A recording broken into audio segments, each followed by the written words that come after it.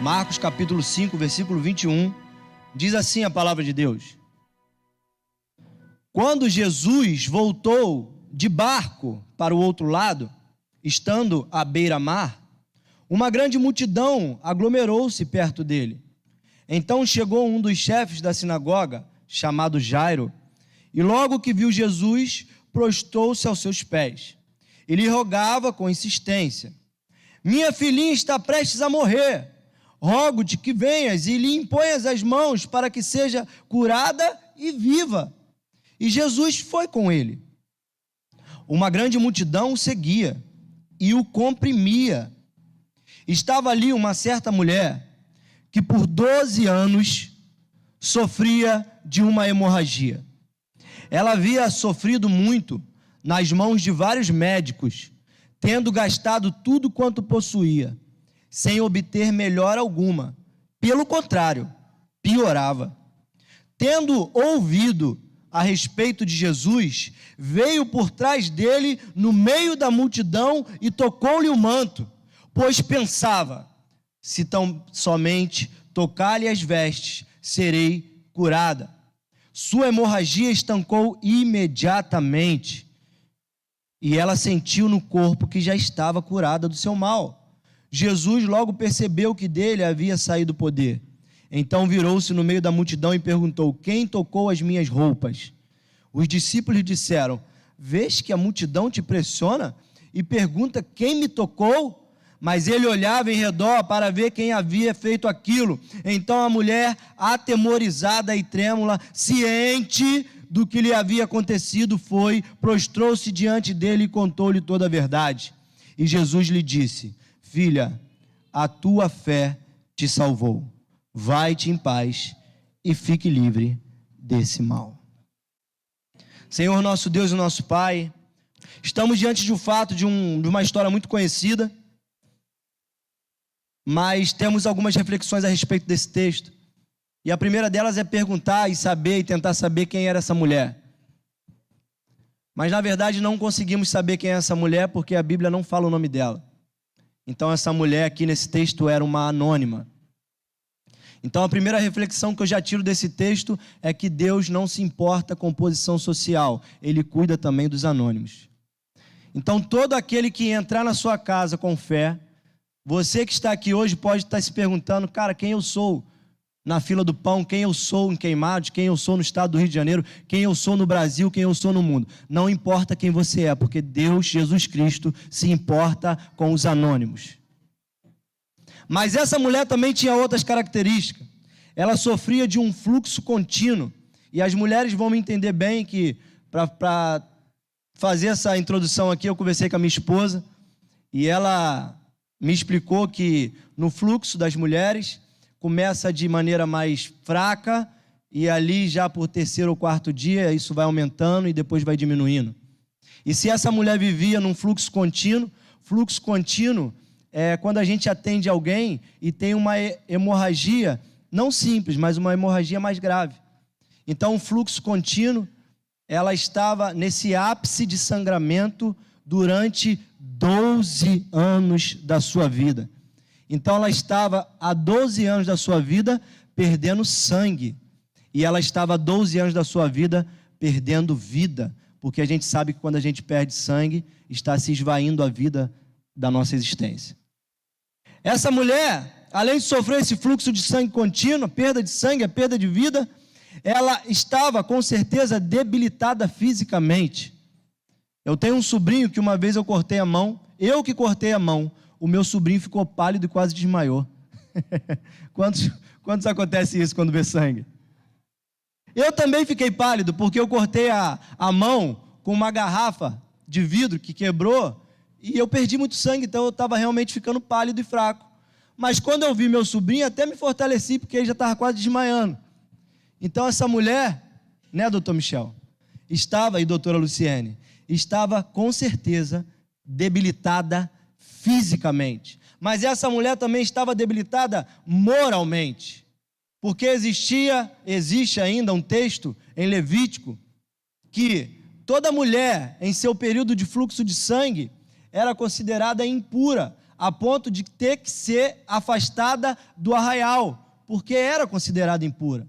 Então, moralmente, naquela sociedade, essa mulher, assim como os leprosos, estavam afastadas da sociedade. Essa mulher estava moralmente debilitada.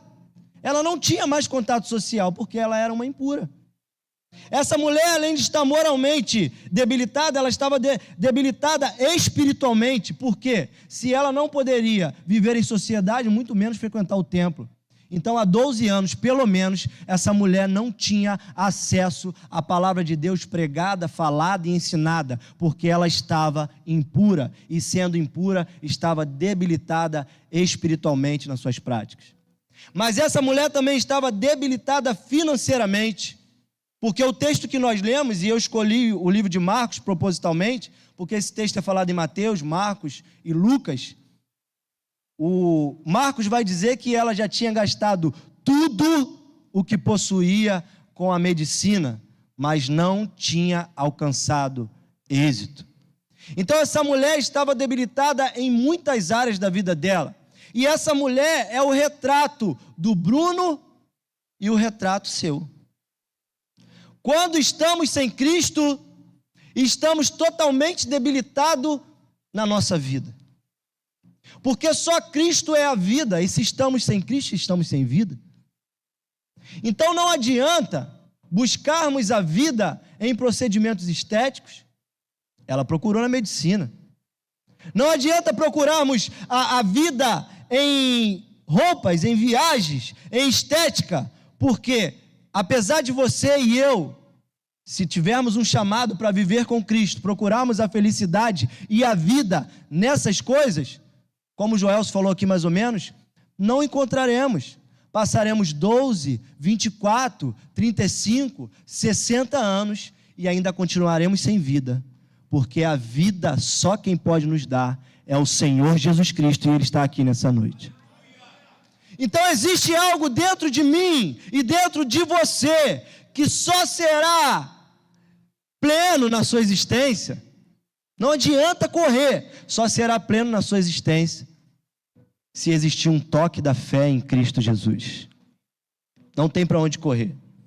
E essa é apenas a introdução, mas eu quero tratar com você aqui alguns pontos. Um ponto muito interessante que eu achei é que Jesus para. Jesus, ele para mim e para você, meu irmão. Jesus não é como aquele sacerdote que ele tinha que celebrar o culto e ele passou, viu alguém caído, mas como ele tinha que ir para a sinagoga celebrar o culto, ele não pôde parar. E ele seguiu o caminho dele a ponto de vir um samaritano e cuidar daquela pessoa e deixar um dinheiro. Jesus não faz isso. Jesus, ele para mim e para você. Mas é interessante a gente saber que Jesus não tem pressa, nem chega atrasado e nem se adianta. Ele chega no tempo certo. A palavra de Deus vai dizer que Jesus, o nosso Salvador, ele veio na plenitude dos tempos, ele veio no tempo certo. Então não adianta a gente correr, e nem adianta a gente querer ficar para trás para ele ficar para trás. Ele não faz isso, ele chega no tempo certo na nossa vida. Jesus, ele não tem pressa. Alguns falam assim, Jesus está apressado para te salvar. Não, pressa é um defeito de quem é limitado pelo tempo. Jesus criou o tempo, ele não está limitado pelo tempo, ele está fora do tempo. E esse episódio aqui é muito interessante porque lá em Mateus, você não precisa abrir, mas o mesmo texto lá em Mateus, um pouco antes, vai falar, esse episódio aqui se dá quando Jesus sai do barco, desce na cidade de Gadara e ele cura o endemoniado gadareno. Quantos estão lembrados desse texto? E eu procurei nesses dois textos, Marcos e Lucas, mas Marcos e Lucas eles não falam, mas Mateus fala. E eu lembrava que eu tinha lido isso. Quando o endemoniado vê Jesus, ele fala assim: o que vieste fazer aqui? Me atormentar antes do tempo. E eu, na minha especulação bíblica, eu entendo que esse episódio, quando Jesus chega em Gadara, existiu uma coisa querendo atrasar a viagem do barco, que foi a tempestade. E os discípulos ficaram desesperados. Só que quando Jesus vem, Ele não atrasa, ele continua o curso dele. E talvez o inimigo, o diabo, estava pensando que Jesus ia ser atrasado para libertar aquele endemoniado. E quando o demônio vê Jesus através daquele endemoniado, ele fala: o que viestes fazer aqui, nos atormentar antes do tempo? E Jesus não quis conversa com ele, expulsou o demônio, mandou para a manada dos porcos e libertou aquele endemoniado, e ele foi liberto para a honra e glória do nome de Jesus, demonstrando que Jesus não tem compromisso com o tempo. Ele chega no tempo certo, na minha e na tua vida, e liberta a minha família, a tua vida, liberta quem Ele quer. É Ele que liberta, no tempo dele. Aí Jesus chega aqui após esse episódio, e para te provar que Jesus para e não tem pressa, Jairo chega desesperado, com uma filha praticamente morta. Quantos tem filho aqui? Jairo chega com uma filha praticamente morta. Teu filho já passou mal? Teu filho já sentiu uma dor de garganta? Então, Jairo estava com a filha dele praticamente morta. E ele chega e fala assim: Jesus, a minha filha está quase morrendo. Jairo estava com pressa ou sem pressa? Jairo estava com muita pressa. E Jesus aceita ir com ele. Só que quando ele está caminhando, ele recebe um toque. Eu imagino o desespero de Jairo. Assim, meu Deus, essa mulher foi tocar agora em Jesus. É justo a gente pensar isso? E Jesus, ele para, demonstrando para mim e para ti, meu irmão, que Jesus não está alheio às suas dificuldades. Jesus não está alheio às suas guerras. Na correria da tua vida, na correria da minha vida, Jesus não entra nessa ciranda. Se você quiser hoje, amanhã, parar com Jesus e ter um diálogo com Ele, chegar perto dele e tocar nas suas vestes, Ele vai parar para você. Ele não vai parar para você enquanto você está falando no telefone e está achando que está orando. Ele não vai parar para você de qualquer maneira. Mas se você tomar uma decisão de tocar nas vestes dele, de tocar nele, ele vai parar para você. Porque ele não tem pressa. Ele chega no tempo certo. A mulher chega e toca nele e ele para. Então a primeira reflexão que eu tiro desse texto, para mim e para você, é para a gente desacelerar e tocar em Jesus, que Ele vai parar para falar com a gente. Ele está disposto a parar pela minha e pela tua vida. Ele estava disposto a sair da glória dele, do trono dos céus. E Ele está disposto a parar pela minha e pela sua vida. E o segundo ponto dessa reflexão, é que Jesus permite ser tocado. Ele disse em outro episódio: vinde a mim, venham, todos vós que estão cansados e sobrecarregados.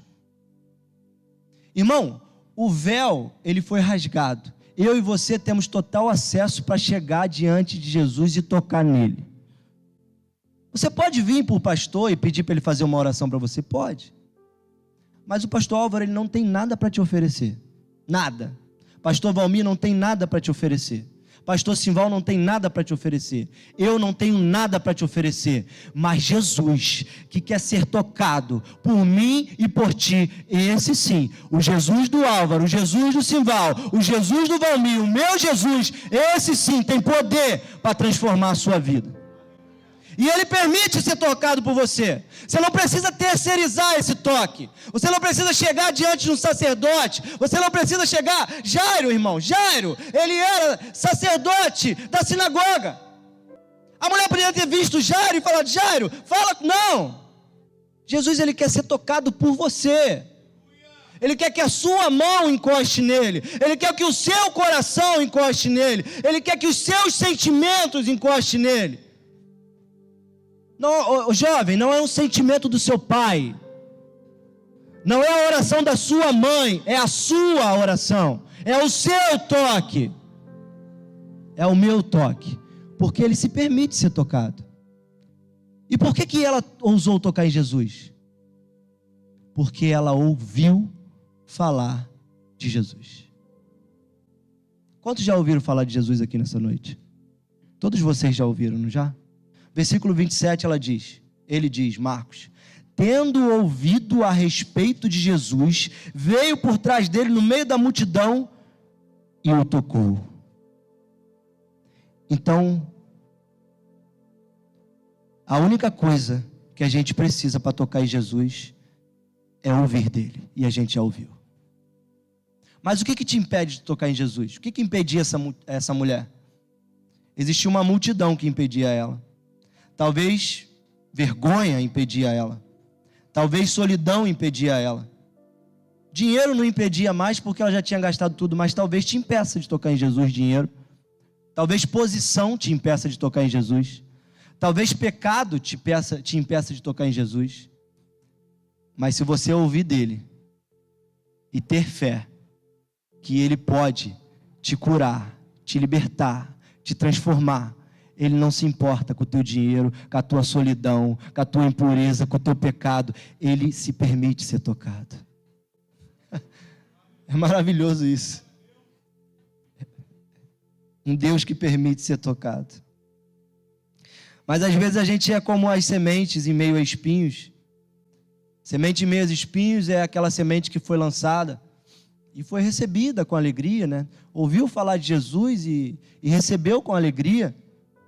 Mas os espinhos, as coisas da vida, os afazeres, as preocupações, os compromissos, sufocaram aquela semente, a ponto de impedir que ela cumprisse o seu propósito. Que em nome de Jesus, a gente ouse enfrentar os nossos medos, a nossa solidão, alargar aquilo que aprisiona a gente, amargura, falta de perdão, pecado, e tocar nas vestes do nosso Senhor, que com certeza se tocarmos, sairá virtude para curar todo o nosso mal. Eu posso te afirmar isso pela palavra de Deus. Mas Jesus também, como sempre, um terceiro ponto que eu quero tratar, ele contraria a lógica. Jesus sempre contraria a lógica, né? A lógica humana. Quando todos pensavam que a mulher seria apedrejada, ele começa a desenhar no chão. Muitos especulam o que ele desenhava, não importa o que ele desenhava, ele contrariou a lógica dos homens. Ele não mandou apedrejar, nem mandou desapedrejar. Ele só falou o que o Evangelho fala. Tem amor por essa mulher, vocês também são pecadores. E aqui mais uma vez ele contraria a lógica, sabe por quê? Quem já fez um churrasco aí? Quem já fez? Quem gosta de um churrasquinho? E os homens, geralmente, que metem a mão ali na churrasqueira, né? Eles têm uma brincadeira muito engraçada. Eles botam o carvão lá, até eu já fiz isso. Botam o carvão e fica com a mão toda suja. Não é verdade? E aí, quando pega alguém despercebido, o que faz? Estica a mão para apertar a mão. Quem já fez isso? Aí, quando o desapercebido pega e aperta a mão, o que acontece com a mão dele? Fica suja de carvão também. Só que Jesus, ao contrário de mim, e ao contrário de quem já fez essa brincadeira, ele contraria a lógica. Por quê? A lógica é, quando o impuro toca no puro, ele deixa impuro o puro. Só que quando a impura toca no puro, a virtude da pureza dele passa para ela e ela fica pura. Porque Jesus é o único que pode me e te purificar de todo o mal que há dentro da gente. A nossa impureza, as nossas mazelas, as nossas doenças não são suficientes para manchar Jesus. Mas a pureza dele é o suficiente para nos limpar de todo pecado, de todo mal, de toda doença que existe dentro de mim, dentro de você. Aquela mulher, irmãos, todo lugar que ela sentava, todo lugar que ela deitava, todo lugar que ela botava a mão, toda pessoa que ela tocava, ela deixava impura. Mas quando ela ousa romper a multidão e tocar nas vestes daquele que é todo santo, todo poderoso e todo puro, ela fica pura do seu mal, porque ele tem pureza para passar para você e para mim nessa noite. Aleluia. Jesus purifica o pecador.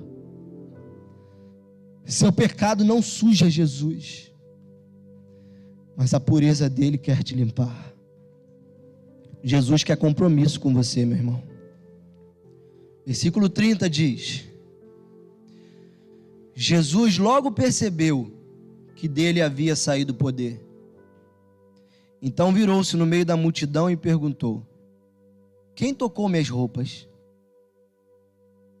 Os seus discípulos disseram: tá de brincadeira. Tu está vendo que a multidão está te pressionando e você me pergunta quem me tocou?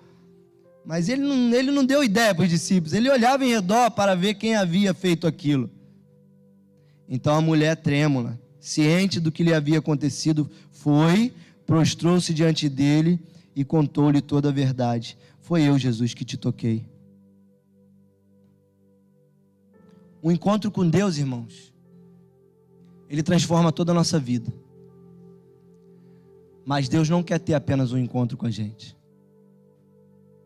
Deus não quer que a gente apenas tenha um encontro com Ele. Jesus é o noivo e nós somos a noiva. E a noiva de Cristo não tem apenas uma noite com o seu noivo. Ela tem uma vida com o noivo. Jesus, ele sente que saiu virtude dele. E ele chama aquela mulher para um compromisso em primeiro lugar. Ele diz: quem me tocou? Por que ele pergunta isso? Porque Jesus sabe o que ele fez pela sua vida. Ele sabe o que ele fez pela sua vida. Então ele quer que você diga a ele: foi eu, Jesus. Jesus sabe o que ele fez pela minha vida. Então ele me pergunta: Bruno, você me tocou? Simval, você me tocou? Ei, quem me tocou? Jesus, ele sabe de onde ele te tirou, meu irmão. Da onde ele quer te tirar e para onde ele quer te levar. E aquela mulher se apresenta. Aquela mulher era impura. Aquela mulher era envergonhada. Aquela mulher estava falida, fadada ao inferno. Ei, você e eu éramos impuros, éramos falidos, éramos fadados ao inferno, mas Jesus chegou, e Ele está perguntando: quem me tocou? E em segundo lugar, nesse ponto, as pessoas sabiam que aquela mulher era impura. Como sabiam? Sei lá, alguma vizinha fofoqueira tinha falado que aquela mulher estava no fluxo de sangue. Sei lá como é que a pessoa sabia, mas há 12 anos ela sofria de uma hemorragia intensa. Provavelmente as vestes dela já tinham aparecido aqui atrás, molhada de sangue. Aquela mulher era uma vergonha. E quando Jesus pede para ela se apresentar, Jesus estava tentando reconstruir a imagem dela de vergonha para tocada por Deus. Jesus está falando: se apresenta, mulher, porque agora a tua vergonha vai cessar. Essa multidão vai ver que você não é mais impura, agora você é pura para a glória de Deus. E é isso que Deus quer fazer comigo e contigo, meu irmão. Tirar a gente de um lamaçal podre, destinado às drogas, às prostituições, aos pensamentos malignos, à inveja, ao inferno, e te levantar para uma multidão ver, não agora para você ser famoso, não agora para você ser o melhor, não agora para você ser bonitão, não, é para você ser um troféu para a própria glória de Deus, para que você e eu sejamos um testemunho de alguém que era falido e agora recebeu publicamente a restauração de Jesus Cristo. Jesus quer ser tocado por nós, irmãos. E Jesus quer um compromisso com cada um de nós. Sabe, eu tenho alguns amigos que eu chamo eles de desonestos. Amigos que aprenderam de Jesus na igreja. Amigos que cresceram na igreja, amigos que arrumaram uma namorada na igreja, que casaram na igreja, e hoje estão distantes da igreja, alegando que podem servir a Deus sem a igreja. Eu chamo eles de desonestos, porque se tudo que aprendemos com Cristo, e se tudo que Cristo fez pela gente, não servir para que nossa vida seja um estandarte da sua glória, somos os mais desonestos que existe na face da terra. Jesus sabe o que Ele fez por você. E você sabe o que Ele fez por você. Curva a tua cabeça para uma palavra de oração.